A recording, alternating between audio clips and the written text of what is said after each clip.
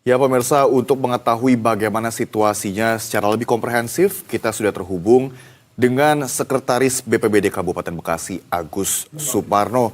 Selamat sore Pak Agus. Ada Rama dan juga Anissa di studio Pak.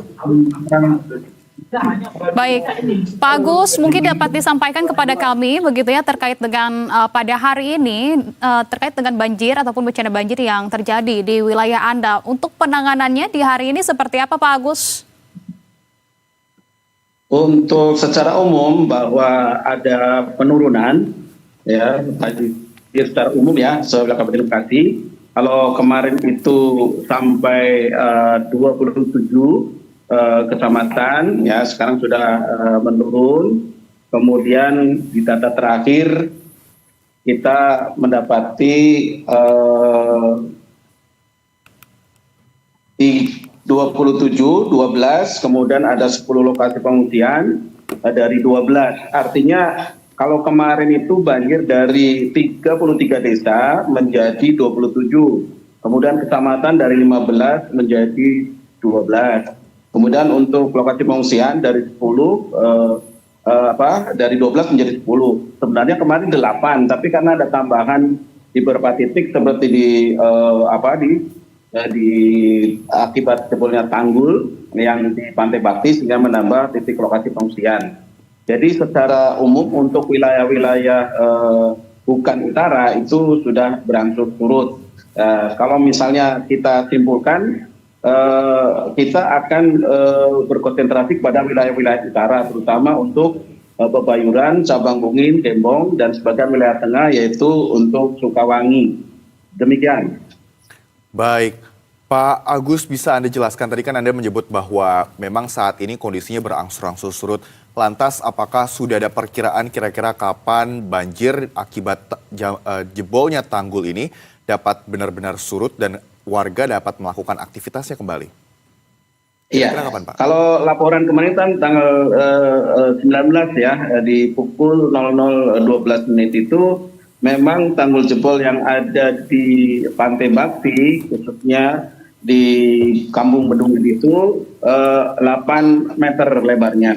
Tapi menurut informasi mungkin akan bertambah sekitar 10 meter. Nah, upaya-upaya yang dilakukan oleh BPWS, kemudian Citarum, kemudian pemerintah daerah melalui BPBD sudah melakukan pengiriman bantuan seperti bambu, kemudian bronjong, kemudian karung, ya, dan beberapa makanan siap saji. Dan itu sudah dikoordinasikan. Baik. Demikian.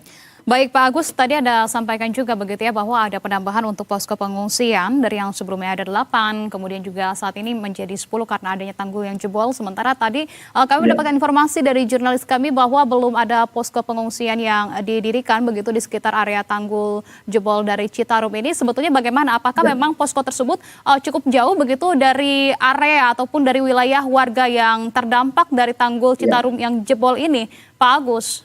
Iya. Ya, secara umum memang belum ada laporan untuk pengungsian. Tadi mungkin di Jombong ya, Pantai Bahagia itu sekitar 100 lebih ya. 100 lebih, karena mereka karakternya bertahan sih. Bertahan di rumah masing-masing, dan itu boleh dikatakan sudah walaupun jebol tidak jebol tuh biasanya karakternya bertahan. Kalau toh misalnya nanti disinergikan paling ke kantor kecamatan, dan ada semacam tempat gudang BPBD juga di kecamatan. Mungkin bisa kita dorong sana, dan kalau yang dulu biasanya di atas tanggul yang aman juga.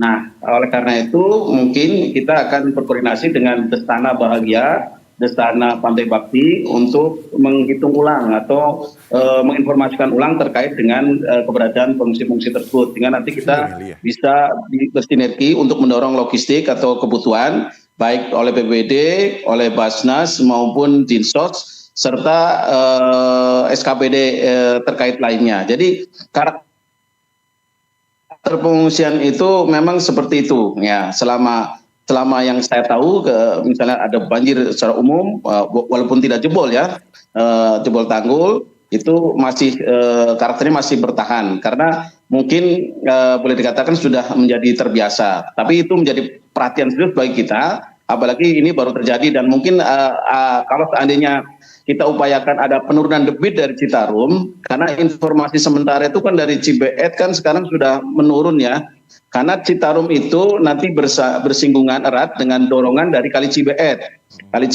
ya, kemudian ketemu nanti di sekitar Bojongsari, Kedung Waringin, Labansari, Cikarang Timur itu ketemu Citarum. Kalau dorongan Kali Cibeetnya tinggi, maka misalnya akan deras ke Citarum, dan Citarumnya kalau misalnya dia debitnya tinggi berarti kan aliran Citarum itu menahan, sehingga proses lajunya Kali Cibeet tertahan yang menimbulkan luber kemana-mana, sehingga nanti akan berpengaruh kepada tanggul yang tadi kritis. Nah, sudah menjadi jebol. Itu penyebabnya sebenarnya. Ya. Baik, Pak Agus, kita sama-sama berharap agar bencana banjir yang menerjang Kabupaten Bekasi ini dapat segera diselesaikan dari hulu ke hilir sehingga tidak akan terjadi lagi bencana serupa. Pak Agus, terima kasih banyak atas informasi dan juga kesempatan untuk dapat berbincang, berbagi informasi bersama kami. Salam tangguh, salam kemanusiaan. Salam tangguh Bapak, terima kasih Sekretaris BPBD Kabupaten Bekasi Agus Suparno. Selamat melanjutkan aktivitasnya Pak. Terima kasih.